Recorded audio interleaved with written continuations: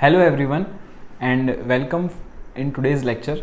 आज हम देखेंगे कि what are the different ways in which a member of parliament, MLA और a MLC can be disqualified under the light of the events recently held. तो शुरुआत करते हैं। I am Anav Jain from Nidhishri academy and आप अपनी स्क्रीन पे देख पाएंगे कि कौन कौन से मेथड्स या कौन कौन से तरीके यूज़ होते हैं डिस्क्वालिफिकेशन ऑफ एमएलए और एमपी। तो सबसे पहले शुरुआत करते हैं। डिस्क्वालिफिकेशन 3 केसेस में प्रिस्क्राइब्ड रहता है। पहला जो है वो है 10th schedule of the constitution for defection, जिसे दल बदल कहते हैं हिंदी में, under article 102 clause 1 for member of parliament and 191 clause 1 for MLA. ये कॉन्स्टिट्यूशन में मैंशनड है, ठीक है, कॉन्स्टिट्यूशन ऑफ इंडिया में मैंशनड है, आर्टिकल 102 एंड 191 क्लॉज 1। ये आर्टिकल डायरेक्टली आ सकते हैं। देन तीसरा जो तरीका होता है, जब आप RPA representation of people's act 1951 में कुछ सेक्शंस दिए हुए हैं, उसके हिसाब से भी डिस्क्वालिफिकेशन हो सकता है। पहली बात करते हैं 10th शेड्यूल की। 10th शेड्यूल की बात की जाए तो it was added by the 52nd constitution amendment act, और तब लिखा गया था अगर डिफेक्शन 1/3 है, 1/3 ज़्यादा से ज़्यादा लोग अगर पार्टी से निकल जाते हैं, एक पॉलिटिकल पार्टी उसके 1/3 इलेक्टेड लोग जो जीत चुके हैं इलेक्शन, वो अपनी पार्टी छोड़ के चले जाते हैं, तो उसे हम डिफेक्शन कंसिडर करेंगे। 91st अमेंडमेंट एक्ट, इसमें उस चीज़ को 2/3 कर दिया गया। तो अगर आपको रिसेंटली याद होगा कि मध्य प्रदेश में जब लास्ट टाइम कांग्रेस का जो कमलनाथ जी का गवर्नमेंट था वो गिरा था, तो उसमें कुछ एमएलए जो ज्योतिरादित्य सिंधिया जी के कैंप में चले गए थे, वहाँ से they basically moved to BJP, but that number was not 2/3 of the total seats won by the Congress, as a result of which उन जो लोग जो छोड़ के गए थे उन्हें डिफेक्टेड करार दिया गया। डिफेक्शन के केस में यहाँ पे आगे लिखा है कि स्पीकर या चेयरपर्सन जो भी होता है उनका फैसला फाइनल होता है। सो इट सिंपली मीन्स कि जो भी स्पीकर डिसाइड करेगा वो फाइनल होता है, एंड स्पीकर का जो फैसला होता है it is subjected to judicial review in supreme court. तो यही हुआ था कि स्पीकर ने उन 22 लोगों को उनको डिस्क्वालीफाई कर दिया गया था। जैसे ही स्पीकर ने डिस्क्वालीफाई किया, बाय इलेक्शंस ड्यू हो गए। बाय इलेक्शंस ड्यू होने की वजह से वहाँ पे दोबारा इलेक्शन हुआ, उन जो इलेक्शंस हुए उसमें मेजॉरिटी सीट्स बीजेपी ने जीती, इसलिए बीजेपी की गवर्नमेंट मध्य प्रदेश में चल रही है। तो आपको ये चीज़ बड़े ध्यान से देखना है कि 10th शेड्यूल के केस में स्पीकर की पावर या चेयरपर्सन की पावर बहुत ज़्यादा वो होती है, पावरफुल होता है वो, and his decision subjected to judicial review. ये बात आप याद रखिएगा। अभी हम डिफेक्शन कब कंसिडर करेंगे? अगर 2/3 से ज़्यादा लोग लीव करते हैं तो it won't be consider defection. 2/3 से कम लोग पार्टी छोड़ के जाते हैं तो वो डिफेक्शन कंसिडर कर लिया जाएगा। अगर एक बड़ी सी पॉलिटिकल पार्टी है, उसमें 30 लोग हैं, उन 30 लोगों में से 20 लोग मान के चले जाते हैं, तो वो डिफेक्शन कंसिडर नहीं किया जाता। ये बात आप याद रखिएगा। दूसरा जो ग्राउंड मेंशन्ड है वो है अंडर आर्टिकल 102 एंड 191। इसमें 4 ग्राउंड्स मेंशन्ड है संविधान में। So this thing is basically part of constitution of India. और जो 4 चीज़ें हैं, इंसॉल्वेंट का मतलब होता है जब एसेट्स और लायबिलिटी का मिसमैच हो जाए। ओके, एसेट्स एंड लायबिलिटी का मिसमैच का मतलब क्या होगा कि जो भी पर्सन है, जो भी एमपी एमएलए की बात कर रहे हैं, उसके पास एसेट्स कितने, उसके पास जो भी है सोर्सेज क्या है, ज़मीन है, गाड़ी है, उसकी एसेट्स है, और लायबिलिटीज़ मतलब उसको कितना चुकाना है। तो मान के चलिए एसेट्स कम हैं और लायबिलिटी ज़्यादा हो गई, तो ऐसे केस में ये मान लिया जाएगा कि सामने वाला अपने पोजीशन का गलत इस्तेमाल करेगा। इसलिए if he is declared insolvent, bankruptcy या इस टाइप का कोई केस लगता है, दिवालिया घोषित हो जाए, तो आपका एमपी या एमएलए का पद जा सकता है, यू कैन बी डिस्क्वालीफाइड।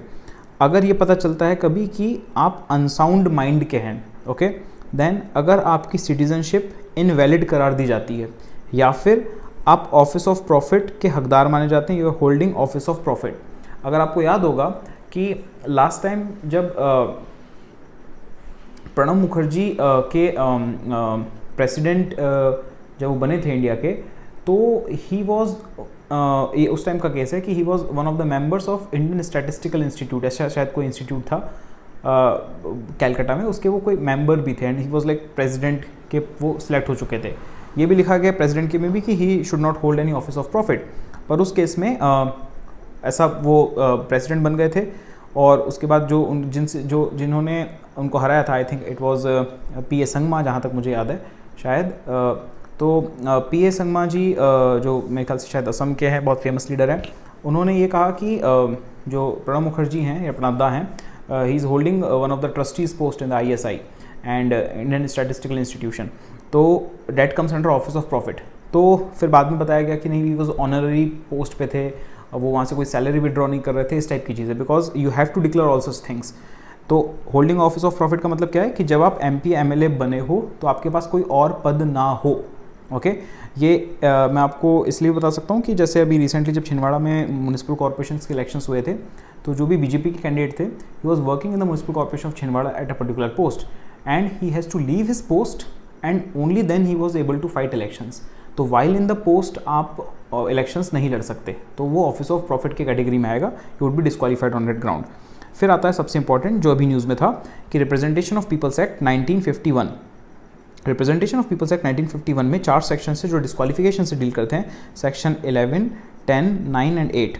जब मैं 11 सेक्शन की बात करूं तो section 11 deals with corrupt practices. अगर कोई भी पर्सन इन्वॉल्व है करप्ट प्रैक्टिसेस में, he would be disqualified if it is proven so. Okay, आप जितने भी RPA से रिलेटेड कानून होंगे, इसमें आप हमेशा देखोगे कि कोई भी जो भी जजमेंट दे रहा है वो बेसिकली आपका ऑनरेबल कोर्ट दे रहा है, चाहे वो लोकल कोर्ट हो सकता है, वो हाई कोर्ट हो सकता है, वो सुप्रीम कोर्ट हो सकता है, पर इसमें कोर्ट हायरकी इन्वॉल्व होगी। जब भी हम 10th शेड्यूल की बात करेंगे, कौन इन्वॉल्व होगा? स्पीकर या चेयरपर्सन इन्वॉल्व होगा। ओके, फिर ये इस केस में भी कोर्ट इन्वॉल्व होंगे ज़्यादातर, ठीक है, जो संविधान से रिलेटेड है।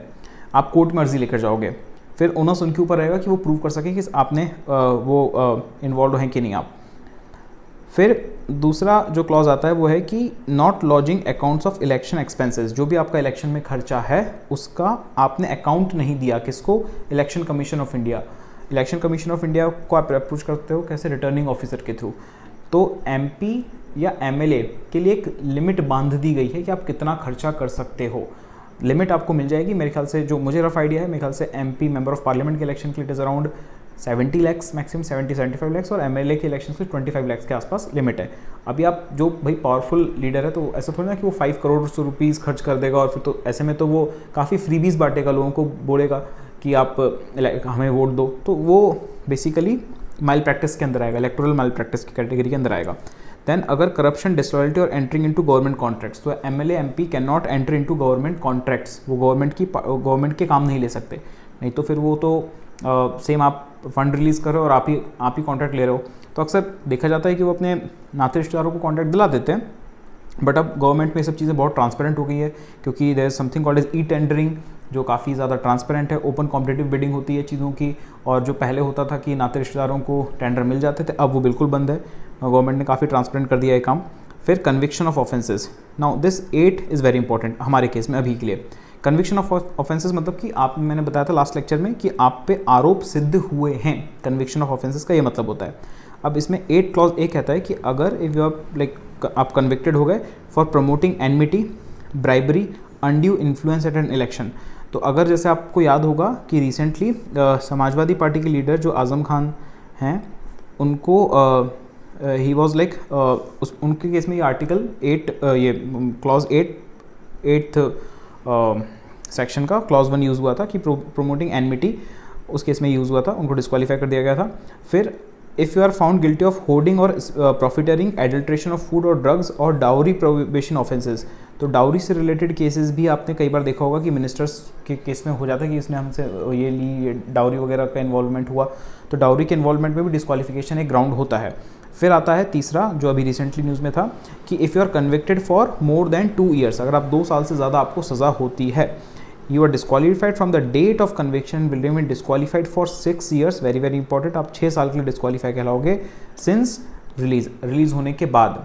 ओके, तो आपको याद रखना है कि डिस्क्वालिफिकेशन 6 साल का होता है आपका रिलीज़ होने के बाद, मतलब 2 साल आप जेल में काटोगे, 2 साल के बाद जेल से बाहर निकलोगे, फिर 6 साल तक आप इलेक्शन नहीं लड़ सकते। इसका भी क्लासिक एग्जांपल है लालू प्रसाद यादव जी, है ना, Lalu Prasad, because he was convicted in the fodder scam, चारा घोटाला में वो कन्विक्टेड माने गए थे, तो अपना सज़ा काट चुके हैं। फिर सज़ा के बाद फिर वो ही इज़ लाइक अभी वो बेल पे हैं आई थिंक, फिर उसमें और भी कोई केसेस चल रहे हैं। तो जब भी ये कन्विक्शन होता है तो आपका जो भी सज़ा रहेगा उससे 6 साल के बाद तक आप इलेक्शन नहीं लड़ सकते। देन फिर आता है disqualified in effect only after 3 months from date of conviction section it was struck down by the lily Thomas case. इस केस में ये हुआ था कि जो भी सामने वाला रहेगा अगर वो कन्विक्टेड माना जाता है तो उसको 3 साल का एक्स्ट्रा टाइम मिलता था ताकि वो अपील कर सके हायर कोर्ट में, पर सुप्रीम कोर्ट ने इसको कैंसिल आउट कर दिया in the lily Thomas case 2013। तो अब ये आर्टिकल एग्जिस्ट नहीं करता, ये सेक्शन एग्जिस्ट नहीं करता। ओके, अब जो अभी चीज़ डिफेक्शन न्यूज़ में था, जो डिफेक्शन मतलब कि सामने वाले को आप सॉरी डिफेक्शन नहीं, डिफेमेशन होगा, यहाँ पे गलत लिखा हुआ है, it would be defamation. Okay, तो defamation was rightly put as part of the restrictions under article 19 clause 2 of the Indian constitution. तो डिफेमेशन, किसी को आप डिफेम कर रहे हो, मानहानि का जो केस हुआ था अभी रिसेंटली, तो आपको पता होगा कि आर्टिकल जो 19 है वो basically right to freedom of expression है। तो right to freedom of expression आपको एब्सोल्यूट राइट नहीं देता, ये एक रेस्ट्रिक्टेड राइट है। इसका मतलब ये हुआ कि आपका बोलने का अधिकार, जैसे मेरे पास अधिकार है बोलने का, मैं आपको पढ़ा रहा हूँ, एक वीडियो बना रहा हूँ, तो मैं अपने right to freedom of expression को यूज़ कर रहा हूँ, बट ये एब्सोल्यूट नहीं है। इस पर सरकार ने रेस्ट्रिक्शंस लगा रखे हैं। किस केस में? अगर मेरे बोलने से दंगे हो जाएं, एनमिटी हो जाए, फैल जाए कोई चीज़, मैं समाज में कुछ गड़बड़, पॉल्यूशन क्रिएट कर रहा हूँ, इस टाइप की चीज़ है, या सोशल पॉल्यूशन जैसी कोई चीज़ हो जाए, तो आपको याद रखना है कि आपका डिफेमेशन जो है वो is rightly put at one of the restrictions. तो आप बोल सकते हो पर इतना नहीं बोलो कि सामने वाले को आप डिफेम कर दो, राइट? तो वो एक रेस्ट्रिक्शंस है, किस केस में? आर्टिकल 19 क्लॉज 2 के केस में। ओके, देन एक और चीज़ आप याद रखिएगा, सेक्शन जब ये हो जाता है, सामने वाला कन्विक्टेड है, वो अब इलेक्शन नहीं लड़ सकता, तो section 151 of the representation of people's act 1951 mandates the election commission to fill the casual vacancies in the house of the parliament and state legislature is thrown by elections within 6 months from the date of occurrence of the vacancy provided at the remainder of the term of the member is relation to the vacancy is 1 year or more। तो जैसे अभी हमारे case में जो vacancy जिस constituency की आई है वो है वायनाड, जहाँ से Rahul Gandhi ji member of parliament थे, अब वो डिस्क्वालीफाई हो गए हैं। तो ऐसे केस में इलेक्शन कमीशन ऑफ इंडिया के ऊपर ओनस रहता है कि वो विद इन 6 महीने, within 6 months from the date of occurrence of the vacancy. तो वैकेंसी कब ऑकर हुई? जब वो डिस्क्वालीफाई हो गए। डिस्क्वालीफाई का नोटिस किसने जारी किया? सेक्रेटरी जनरल लोकसभा के ऑफिस से वो चीज़ निकली, तो उन्होंने डिस्क्वालीफाई किया। उस डिस्क्वालिफिकेशन से उन्होंने एक copy election commission of India को भी दी। तो वो जो भी डेट है उससे 6 महीने के अंदर वहाँ पे इलेक्शन होना कंपलसरी है। ये इलेक्शन तभी होगा जब रिमाइंडर ऑफ द टर्म कितना है? 1 year और मोर है। तो अभी इलेक्शन को मान के चलिए पूरा 1 साल है, अगले साल मई या जून में इलेक्शन होने, अभी मार्च चल रहा है, क्योंकि reminder of the term is more than 1 year, वहाँ पे बाय पोल होंगे या दोबारा इलेक्शन होंगे। अब अगर मान के चलिए यही केस नवंबर या दिसंबर में होता, यही चीज़, यही सेम सिचुएशन नवंबर दिसंबर में होती, कोर्ट का जजमेंट आता, वो डिस्क्वालीफाई हो जाते। अगर नवंबर दिसंबर के केस में होता तो यहाँ पर बाय इलेक्शन नहीं होते, क्योंकि नवंबर या दिसंबर से अगले साल मई जून जब इलेक्शन है तो वो सिर्फ 6 महीने का ही गैप है। तो अगर ये गैप 1 साल या उससे ज़्यादा रहता है तभी section 151 of the representation of people's act 1951 इस्तेमाल में आएगा, वो इंपॉर्टेंट रहेगा। ओके, तो ये आपको याद रखना है। ये बेसिक आपका समरी है। अगर और भी कोई डाउट रहता है आपको तो प्लीज़ कमेंट सेक्शन में लिख के बताइएगा। ये जो वीडियोस मैं नए तरीके से बना रहा हूँ कैसे लग रहे हैं ये भी मुझे बताइएगा, ताकि और कुछ इंप्रूवमेंट का चांस रहे तो I will improve it. Okay, thank you for watching, please subscribe to my channel.